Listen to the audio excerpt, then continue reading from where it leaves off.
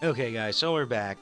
And now when we enter, last time we finished up and we saved here in the portal room. I'm going to enter the portal now, and it's going to take me to a new continent. Whoops, sorry about that. Looks like it kind of lost a little bit of footage there, but essentially that's where the castle is. So that's the boss of the level right there. Um, and that's going to allow me to capture monsters. Now, what I want to show off is what happens when a monster tries to join you before you beat the continent boss or the world boss. So I'm going to waste a rib here, and hopefully he tries to get up and join me. That would be the best way to show this off. Okay, so we defeated him. Will he try and join us? He got up looking hopeful, but it sadly went away. So that's the text you're gonna read if you didn't beat the boss of the level, and a monster tries to join you. Now we're gonna enter and try and beat the boss.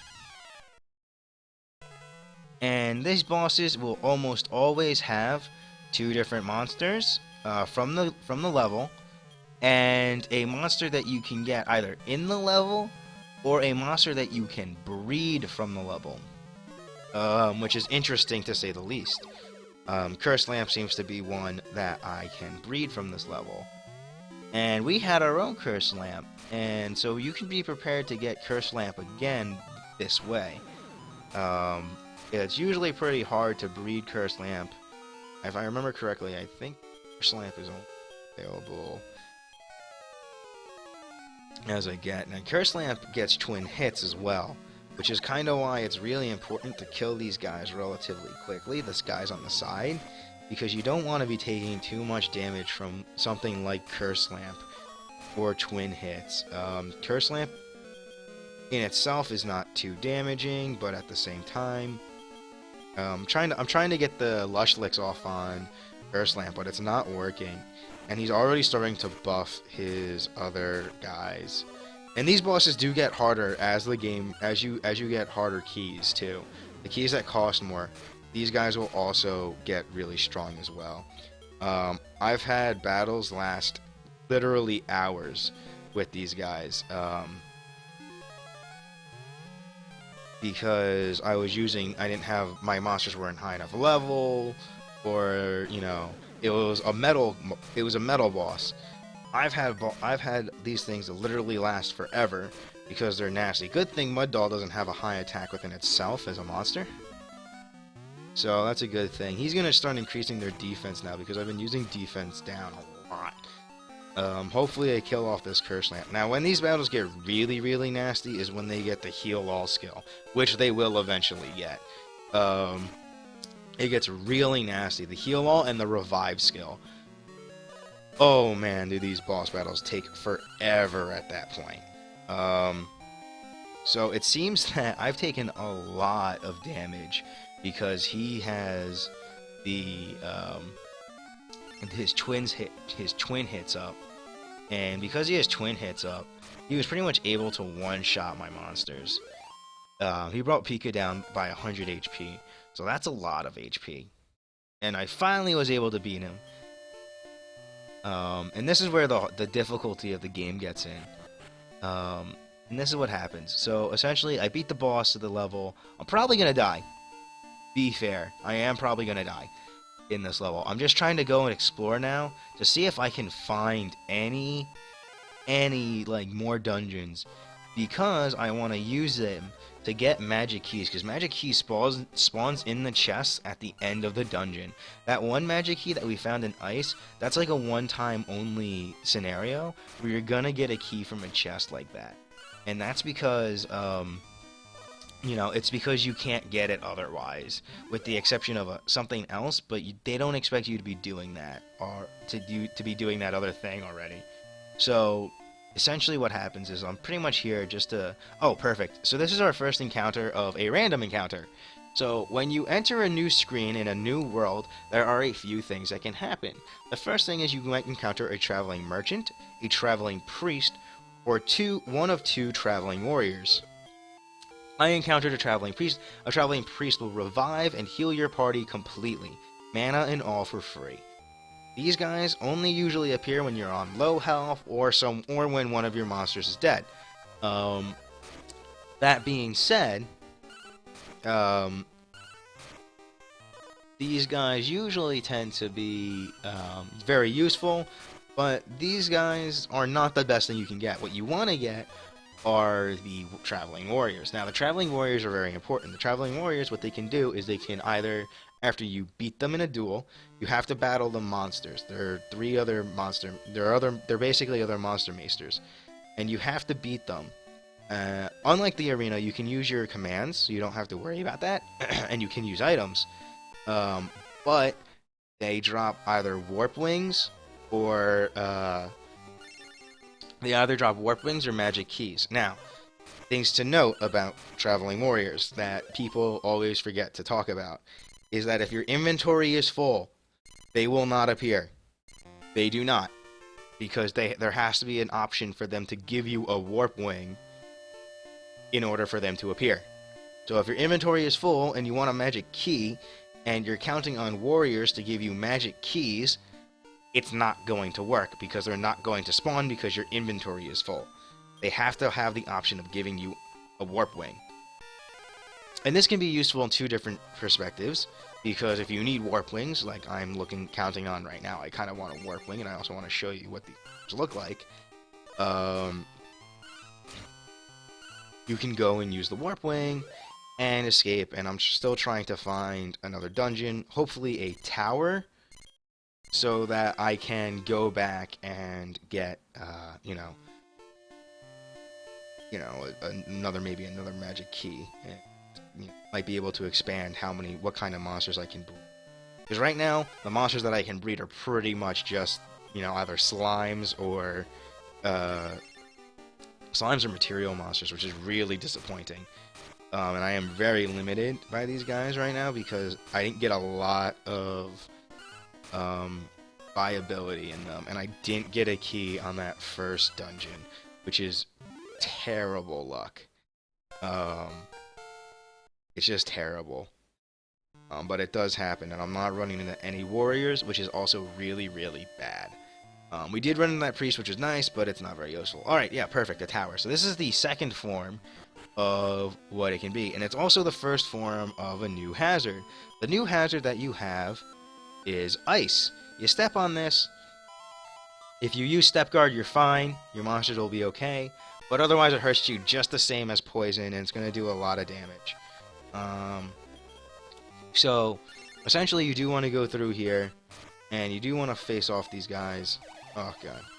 And that was the first time that I've been hit with a attack called Cyclic. Cyclic is the evolved form of Lush Licks, and what Cyclic does is not only stuns your opponent, but it also drops your defense to 1. Because your defense is dropped to 1, you know what I mean? You're gonna take a lot of damage. And you're also stunned for a turn. And that is an awful skill to get hit with. I'm just gonna say it right now. If you get hit with that thing, it hurts. And it hurts really badly. I tried to flee. I'm trying to skip the battle, but that didn't work. There is an item that you can get to try and prevent this from happening. And I might go and pick it up. But basically what it is that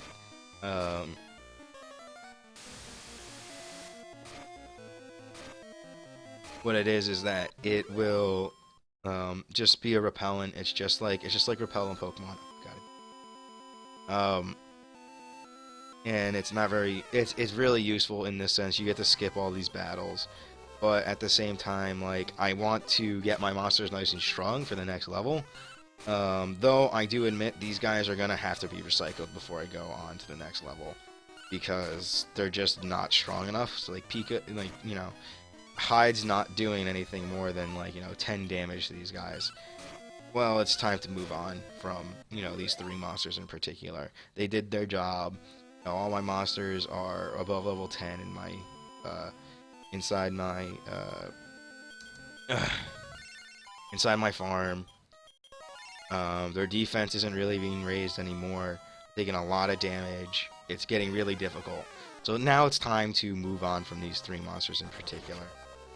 We don't have enough. It's obvious that we don't have enough speed to run away, because otherwise my path wouldn't be consistently blocked off. It's just how it is, unfortunately.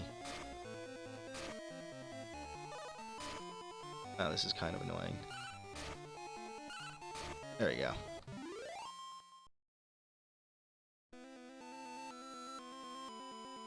Oh gosh, this floor is huge. Rather unlucky here with where the stairs have been spawned. I can only hope that you know, we don't run into it again. Pretty much it. I can try and speed this up in the fact that, yeah, she just pretty much climbed to the top of the stairs, and I couldn't technically cut this out. But no, I was just talking about, you know, what warriors are, and oh, a spotlight came up out of nowhere. You can go back to the farm. So there are a couple things about warriors that you should also be aware of. You can steal their monsters. Yes, yes you can. If anyone tells you different, they're lying. You can steal their monsters. And how you do that is by feeding them, like, lots of meat. I know it sounds weird that you can do such a thing, but trust me, you can. Do it.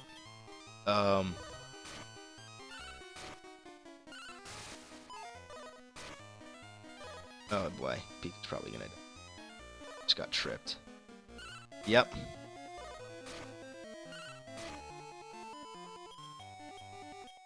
Nope, nope, Anvar, heal yourself.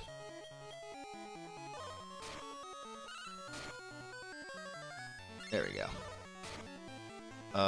Anyways, so what I was saying is that it can be really, really nasty.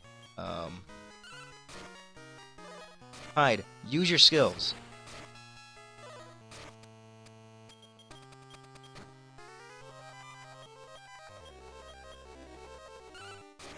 Alright, I gotta start commanding Hyde because he's clearly useless.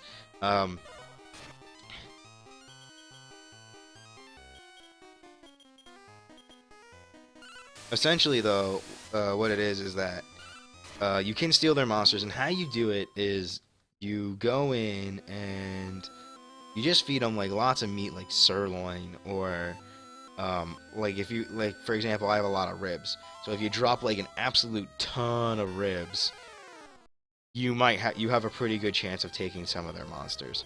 Now do note, this is not still the guarantee, but it gives you a pretty good chance, and a lot of the times you probably will steal their monsters. And the monsters that they have are usually, they're fairly set in stone what they have. Oh god, really? Usually set in stone what they have.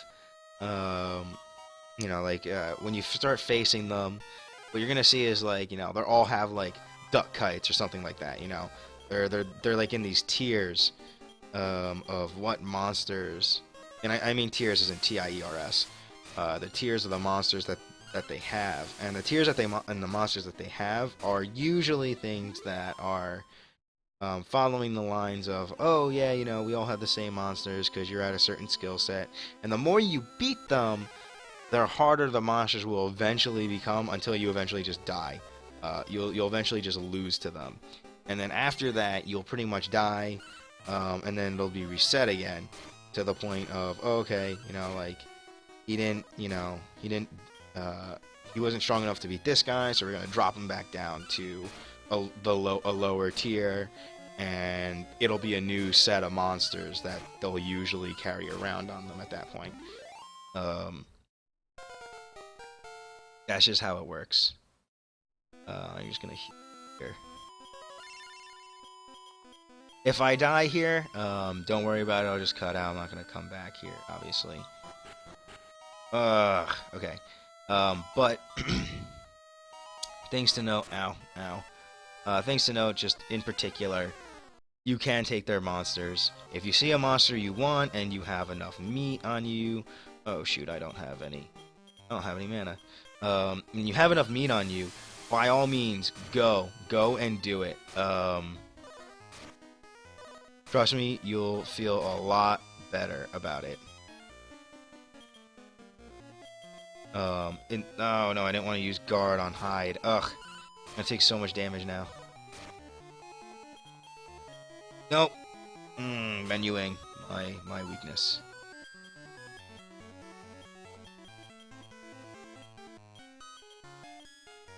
Could have ended this battle 2 turns ago. But essentially, you want to just watch out for those kind of things. Because there are going to be really good monsters that they're going to have, and they're going to be really hard to breed. Like, I mean, they're going to be really, really annoying, but if you're in that kind of niche tier, where it's a monster that you absolutely need, and they have it, by all means, go ahead and throw your meats at them, man. Because there's a pretty good chance that you can still get it. And if you get it, yes, it's going to have a really high wild, and it's going to be really strong. Well, physically, stats-wise, it's going to be really strong. Alright, great. So I got a D-scale here. I'm going to just journal here, and I'm going to save. And I'm going to go get myself killed. We're just going to do this to kill ourselves here, because I don't have an exit bell. I got unlucky with the spawns. Alright, here we go. I'll probably be dead this turn. But essentially what it is that, there we go. Really? 1 damage? Guys, you're disappointing me. Alright, there we go. So I died. We're gonna just zone out here, because I don't have an exit bell. Just unlucky, just didn't like buying one. You lose half your money every time you die, by the way. Just letting you know ahead of time. So, if you wanna save your money, go ahead. Go buy exit bells. I don't care about money, so I don't really care. But now that you have the sky key, you can go out and go to the next level. But really, what I'm gonna do here is I'm gonna breed.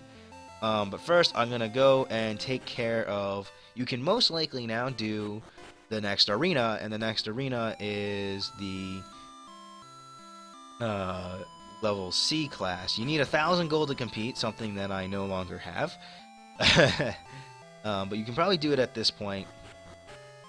But I just wanted to show what happens when you find either a random encounter in the next world, or you find a dungeon. Now, obviously, I got a D-scale. That is horrible. This is really, really bad luck. And the only other way to get magic keys at this point is for me to win them in those tournaments. But until then, I think I'm just gonna save. This is kind of more or less a explanation of what extra worlds have in them to offer. So until next time, I'll see you guys then.